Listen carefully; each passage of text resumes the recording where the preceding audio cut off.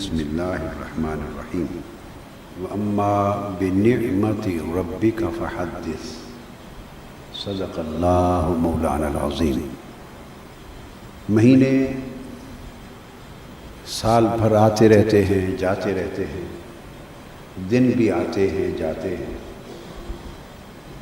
مگر نہ تو سارے دن فضیلت میں ایک جیسے ہیں اور نہ سب مہینے فضیلت میں ایک جیسے ہیں۔ لوگوں نے غلطی سے ایک برابری کے تصور کو پکڑ لیا ہے، اس کی دم پکڑ لی ہے اور گھماتے ہیں اس کو ہر جگہ، اور جہاں جائز ہے جہاں ناجائز ہے ہر جگہ جڑتے ہیں۔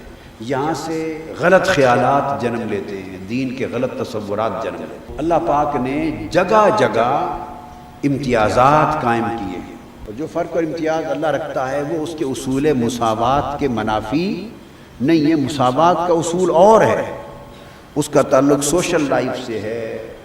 پھر آپ انسانوں کو دیکھ لیں، شکلیں برابر نہیں بنائیں۔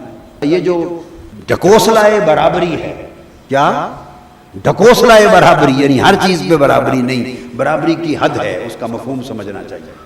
اسی طرح اللہ نے موسموں میں برابری نہیں رکھی، زمینوں میں برابری نہیں رکھی، آب و ہوا میں برابری نہیں رکھی۔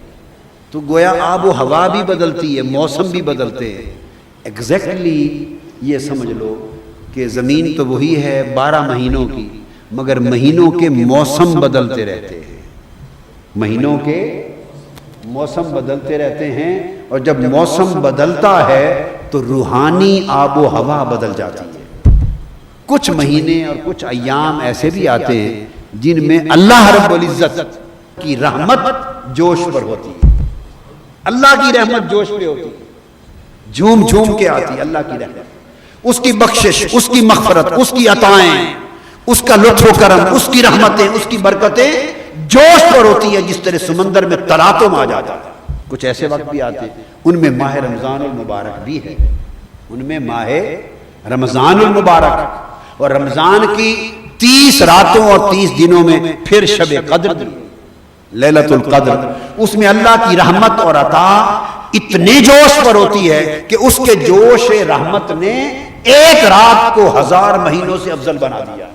اس کی ایک ریزن ہے، صرف فرمایا کہ اس کو ایک نسبت ملی، اس رات میں میرا قرآن آیا۔ اہل ایمان کے لیے سمجھنے کی بات یہ ہے کہ یہ ہمیں قرآن ہمیں بھیجا، یہ ہمیں قرآن بھیجا، جس رات قرآن آیا وہ رات 100 سال سے افضل ہو گئی، 1000 مہینوں سے افضل ہو گئی۔ اور پھر قرآن آیا کس کے لیے؟ کس کے لیے آیا؟ اگر آقا علیہ الصلوۃ والسلام مبعوث نہ ہوتے تو قرآن آتا، اور شہر مکہ میں ایک گھر کا کعبہ بن جانا اور وہاں حج ہونا، یہ ساری نعمتیں جمع کر لیں تو یہ سب نعمتیں ہمیں ملی فقط نعمت آمد مصطفیٰ کے صدقے سے۔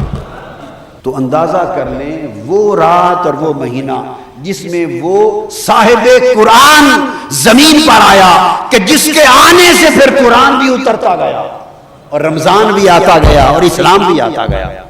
تو جس رات اور جس مہینے میں وہ ہستی آئی جس کی خاطر رب کائنات نے ساری کائنات کو بنایا ہے، 1,24,000 انبیاء کو بھیجا ہے، بزم خلق سجائی ہے، جس کی خاطر 14ویں کا رات چیر دیا ہے چاند، جس کی خاطر ڈوبے سورج کو پلٹا دیا ہے، جس کی خاطر نظام شمس و قمر بدل دیے ہیں، اور جس کی خاطر دوزخ و جنت کا نظام بنایا ہے، جس کی خاطر شفاعت بنائی ہے، جس کی خاطر تخت پر ایک کرسی دائیں جانب رکھی جائے گی اور مقام محمود پر جس کو بٹھایا جائے گا، اور جس کی خاطر سب حساب و کتاب کے بعد وہ ہستی جس کے لیے کہے گی اس کو بغیر حساب کے معاف کر دیا جائے گا۔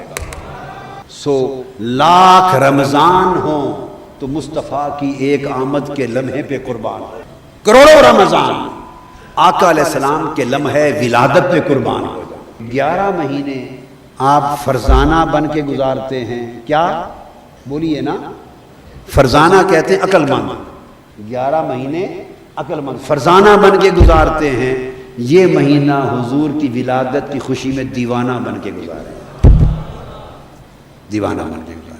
تو اس مہینے کو آپ وقف کر دیں، نظر کر دیں حضور کی آمد اور ولادت کی خوشیوں میں، جشنوں میں۔ خرچ کریں خرچ کریں. حضور کی ولادت کی خوشی میں اللہ پورا سال اس خرچ کا بڑا بابرکت اجر دے گا.